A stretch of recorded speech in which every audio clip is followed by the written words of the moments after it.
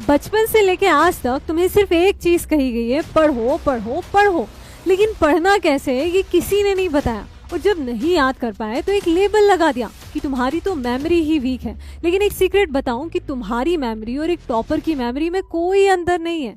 उन्हें बस एक ऐसी मेथड पता है जो तुम्हें नहीं पता, और वो उस मेथड से अपनी उस मेमोरी को 10 गुना शार्प कर लेते हैं। और आज मैं तुम्हें भी वही मेथड बताने वाली हूँ। देखो, तुम्हारी मेमोरी कोई कैमरा नहीं है कि तुमने पढ़ा और उसने सेव करके तुम्हें फोटो निकाल के दे दी। तुम्हारी मेमोरी एक मसल है जिसे तुम जितना ज़्यादा काम में लोगे वो उतनी ही स्ट्रांग होती जाएगी। और इसीलिए आज मैं तुम्हें 5 साइंटिफिक टेक्निक्स बताने वाली हूँ जो तुम्हारी मेमोरी को लेज़र शार्प बना देगी। तो हमारी सबसे पहली और मोस्ट इंपॉर्टेंट टेक्निक है वो है एक्टिव रिकॉल। आखिर क्या होता है एक्टिव रिकॉल, जिसे हर टॉपर सीक्रेटली यूज करता है? देखो, एक्टिव रिकॉल में किसी भी चीज को आपको सिर्फ रिवाइज नहीं करना है, बल्कि पढ़ने के बाद बुक बंद करके या नोट्स को बंद करके जो भी चीजें आपको याद आ रही है उसे रिकॉल करना है दिमाग में। और जैसे ही आपको चीजें याद आ जाए तो आपको उन्हें लिखना है। हो सकता है लिखते समय आपको बहुत सी चीजें याद ना आए, यही तो सबसे बड़ा चैलेंज है। क्योंकि जब आप चीजों को याद करने की कोशिश करोगे तो आपकी मेमोरी पे जोर पड़ता है और फिर आप एग्जाम के लिए रेडी होते हो।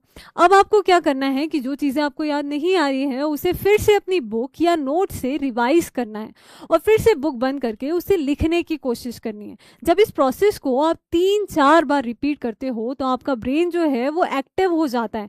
पढ़ी हुई चीजें आपकी परमानेंट मेमोरी में शिफ्ट होने लगती हैं और आप एग्जाम के लिए रेडी हो जाते हो। अब जब आप एग्जाम देने जाओगे तो आपको हर एक चीज इतने अच्छे तरीके से याद आएगी कि आपका पूरा आंसर आप खुद ब खुद लिखते चले जाओगे। ठीक, तो एक्टिव रिकॉल वो मेथड है जिसको आपको यूज करना ही है और 1 महीने के अंदर आप इसका फायदा देखने लगोगे। तो आज से अपनी स्टडी टेक्निक में ये पहली स्टेप आपको किसी भी कीमत पे शामिल करनी है। ट्रस्ट मी, ये बहुत ज्यादा इफेक्टिव है। ठीक, दूसरी है फेमेंट टेक्निक। ये इतनी इंपॉर्टेंट टेक्निक है, ये एक ऐसी जापानीज लर्निंग टेक्निक है जिसको जापान का हर बच्चा यूज करता है, और सिर्फ जापान ही नहीं बल्कि हर एक टॉपर इसे यूज करता है।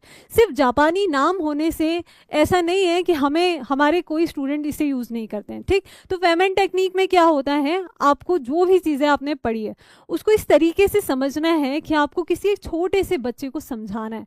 5 से 7 साल के बच्चे को आपको ये पूरा टॉपिक अच्छे से समझाना है। अब जब आप किसी और को वो टॉपिक समझाने की कोशिश करते हो तो पहले आप तभी समझा सकते हो जब आपको खुद समझ में आया। और अगर किसी छोटे बच्चे को समझाना है तो सबसे बड़ा चैलेंज होता है कि आप कितनी आसानी से, सरलता से समझा सको।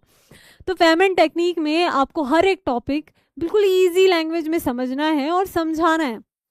अब आप कहेंगे कि समझाने के लिए हमारे पास कोई नहीं है, या तो अपने भाई बहनों को पकड़ो या फिर मिरर टेक्निक का यूज करो। आईने के सामने खुद को एक स्टूडेंट बना के खड़ा करो और समझाओ। उस टॉपिक को इस तरीके से समझाओ कि सामने एक स्टूडेंट है, आपका प्रतिबिंब नहीं।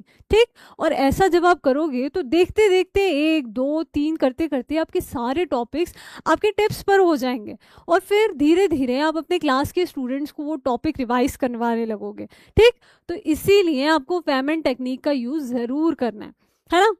अगला जो है हमारा 50-10 रूल। अब 50-10 रूल क्या होता है? इससे पहले मैंने आपको 80-20 रूल के बारे में बताया था। ठीक, जो 50-10 रूल होता है उसमें, अब देखिए, बहुत सारे स्टूडेंट्स की एक सबसे बड़ी प्रॉब्लम ये आती है कि जब वो पढ़ाई करने बैठते हैं तो वो कंसिस्टेंसी नहीं रख पाते हैं। थोड़ी सी देर हुई और उनका बहुत ज़्यादा डिस्ट्रैक्शन होने लगता है, तुरंत फ़ोन उठा लेते हैं। ठीक, या फिर उठ के चले जाते हैं, वो इतनी लंबी सिटिंग नहीं ले पाते हैं।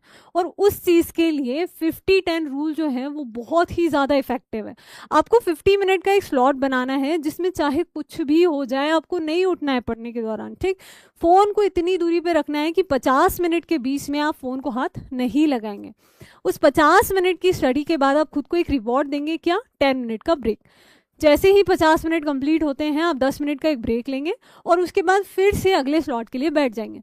इसी तरीके से आपको एक दिन में कम से कम 5 स्लॉट कंप्लीट करने ही हैं, स्टार्टिंग में, इनिशियल डेज में। ठीक, अब देखो, इस चीज़ को और ज़्यादा कंसिस्टेंट बनाने के लिए आप एक और टेक्निक यूज़ कर सकते हो जो कि मैं यूज़ किया करती थी। आपको अपने हाथ पे कुछ खाली गोले बना लेने हैं। अपने स्लॉट के हिसाब से। सपोज मान लीजिए कि अगर आप एक दिन में 50-50 मिनट के 5 स्लॉट लगाना चाहते हो तो अपने 5 खाली गोले बना लिए। जैसे ही आपका पहला स्लॉट कंप्लीट होता है पहले गोले को यहाँ पे फील कर लोगे, ठीक। ऐसे ही करके जितने गोले आपके भरते जाएंगे आपको उतना मोटिवेशन आता जाएगा, है ना। और धीरे धीरे वो जो सर्कल्स हैं उनकी जो नंबर ऑफ सर्कल्स हैं वो बढ़ते चले जाएंगे, जो कि आपका मोटिवेशन बनेगा, ठीक। तो ये चीज़ आपको ज़रूर यूज़ करनी है। इसके बाद जो हमारी 4th टेक्निक है वो है स्पेस्ड रिपीटेशन। अब ये क्या होता है, अब देखो क्या होता है कि जब आप पढ़ाई करते हो तो भूलना स्वाभाविक है और लगभग हर स्टूडेंट के साथ ये प्रॉब्लम आती है। तो कैसे हम चीज़ों को लंबे समय तक याद रखें, तो याद रखने का एक सबसे अच्छा तरीका है स्पेस्ड रिपीटेशन। आपको क्या करना है, जो आज आपने बहुत अच्छे से पढ़ा है एक दिन का गैप करके आपको तीसरे दिन उसको रिवाइज करना है, ठीक। जब आपने तीसरे दिन रिवाइज किया तो आपको थोड़ा चैलेंजिंग लगेगा, आपको याद करने में थोड़ी कठिनाई होगी और जब आप जोर लगाओगे तो फिर उसके बाद आपको जो चीज़ें याद होगी वो परमानेंट मेमोरी में शिफ्ट होने लगेगी। फिर आपको एक दिन का गैप करके 2 दिन का गैप करके फिर 7 डे पे फिर से रिवाइज करना है। जब 7वें दिन आप उसको रिवाइज करोगे तो वो आपकी परमानेंट मेमोरी में पूरी तरीके से शिफ्ट हो जाएगा और ये टॉपिक आपको इतनी पक्की तरीके से याद हो जाएगा कि फिर आप उसको कभी भी भूल नहीं पाओगे, ठीक।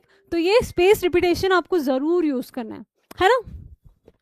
और last but not the least, ये एक ऐसा फैक्टर है ना, इन्वायरमेंट, ठीक है। आपका जो स्टडी इन्वायरमेंट होता है वो सबसे इम्पॉर्टेंट होता है। आप कहाँ पर बैठ के पढ़ रहे हो, कैसे पढ़ रहे हो, है ना। ये एक चीज़ जो होती है बाकी सारे पॉइंट्स को पुश करती हैं, ठीक।